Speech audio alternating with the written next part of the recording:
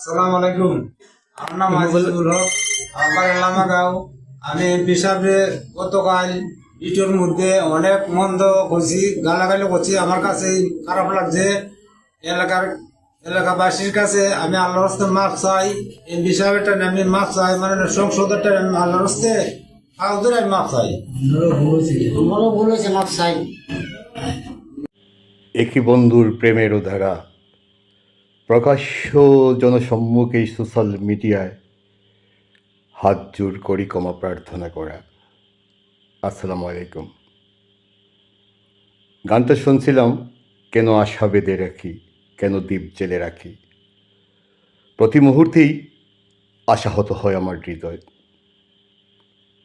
বলছিলাম যে ভিডিওটা আপনারা দেখছেন বা দেখলেন, এই ভিডিওর মানুষগুলোকে আমি চিনি না।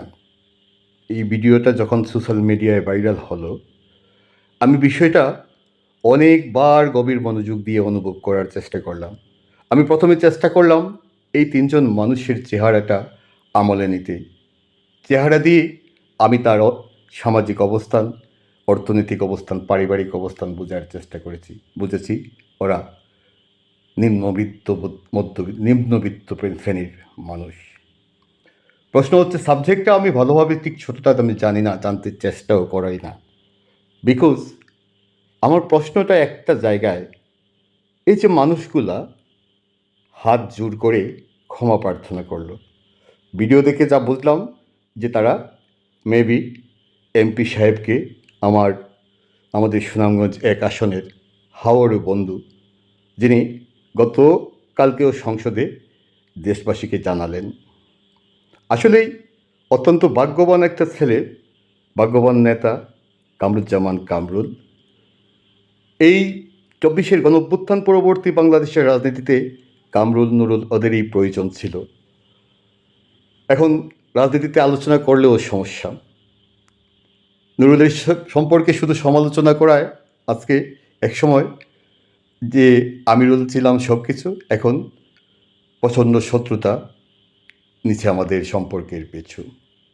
এখন কামরুল, এই ধরেন গত সপ্তাহে হঠাৎ করে দেখি একবার ফোন বাজতে বাজতে নো আনসার হয়েছে, পরের বার আবার কে নাম্বারটা দেখলাম আমার ছোটো মোবাইলে, দেখলাম কামরুজ্জামান কামরুল, সুনামগঞ্জ এক আসনের বিপুল ভোটে নির্বাচিত সংসদ সদস্য এবং হাওর বন্ধু বলে খ্যাত, তুমুল জনপ্রিয় তার আসনের। এখান থেকে বোঝা গেল যে শেষ কোনো কথা, এই মানুষগুলো হয়তোবা হাওড়ের বাঁধকে কেন্দ্র করে রাগে দুঃখে ক্ষোভে মন থেকে কিছু কথা বলে ফেলেছে। প্রশ্নটা হলো, এই বলে ফেলাটাকে আমি সাপোর্ট করছি না। আমি এটাকে যদি একপাশে রাখি, এই মানুষগুলোর চেহারার দিকে চেয়ে যদি ওরা অন্তত এটা বুঝতে পেরেছে ওরা প্রতিশোধ নিতে আসেনি, অনুভূতি ব্যক্ত করেছে। প্রশ্নটা হচ্ছে আমার কামরুজ্জামান কামরুলের কাছে, এই যে হাত জোর করে ক্ষমা প্রার্থনার পরে আমাদের এমপি মহোদয়ের কি স্ট্যাটাস বাড়লো, সম্মান কি বাড়লো, আমরা পাওয়ার জানলাম না। এমন বাংলাদেশ আমরা কল্পনা করি না, কখনো কামনাও করি না। এবং বিশেষ করে কামরুজ্জামান কামরুলের সূচনা লগ্ন। ইতিপূর্বেও সে আমাকে দেখুন দেখি যে ফোন করেছে, আমি জিজ্ঞেস করলাম যে কিরে ভাই, এত বড় নেতা, তুই জনপ্রিয় এমপি, তুই আমাকে ফোন দিলি। সে বলতেছে যে আমি যত বড় যাই হই, আপনি আমার বস তো বসি। মনটা জুড়িয়ে যায়। কিন্তু কষ্ট লাগে তখন যখন তার কিছু বিষয় কিনে, তার আসনকে নিয়ে সমালোচনা করতে হয়।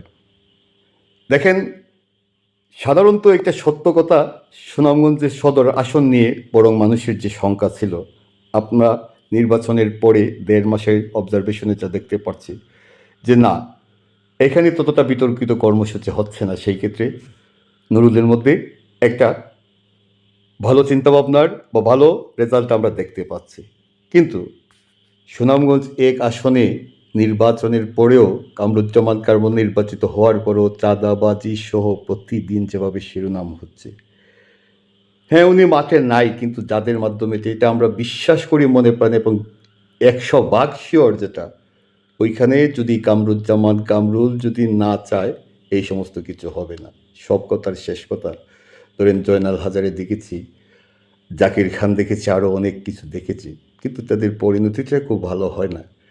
যদি বন্ধু বলেই ওরা খ্যাত হয়, এই মানুষগুলো তো বন্ধু তার মনের দুঃখে আবেগে এমপি মহোদয়কে গালি দিয়েছে। কিন্তু এটা স্পষ্ট বোঝা যাচ্ছে এই মানুষগুলোকে বাধ্য করা হচ্ছে যে মাপ চাওয়ার জন্য।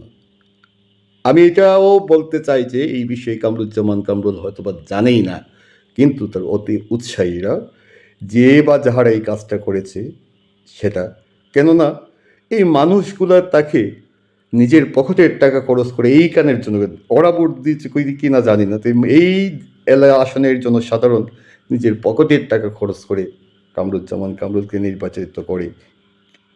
এই যুগে এসেও এটা চিন্তা করেন কতটুকু পাওনা। তারপরেও যদি বিতর্কের অবসান না হয়, তারপরেও যদি সেই সনাতন আগের পদ্ধতিতে রাজনীতি চলে, 1400 মানুষের রক্ত যদি বৃথা যায়, তাহলে কিচ্ছু করার থাকবে না। আর আমি এখনও বলছি, তোমাদের যে কামরুল নুরুলদেরকে নিয়ে খুব স্বপ্ন দেখি, তরুণ প্রজন্ম আসছে, প্লিজ আমাকে ভুল না বুঝে নিজেকে সংশোধন, নিজের ভুলগুলা ঠিক করে নিয়ে এই অতি উৎসাহী মানুষগুলাকে কন্ট্রোল করে, বিশ্বাস করে সব কিছু আসবে। একটু ভালো রাজনীতি আমরা চাই। সবার মঙ্গল কামনা করে আসসালামু আলাইকুম।